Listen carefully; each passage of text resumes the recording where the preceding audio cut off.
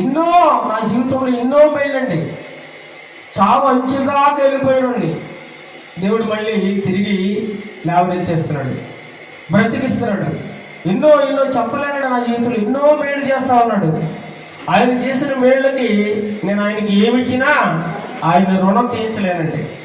మరి ఆయన రుణం ఎలా తీర్చుకోవాలి?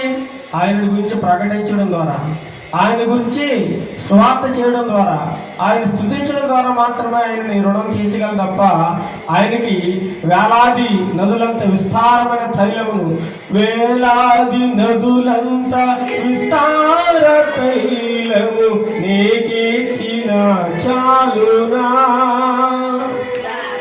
గర్భఫలమైన నా జ్యేష్ఠ పుత్రుని నీకిచ్చిన తీరునా.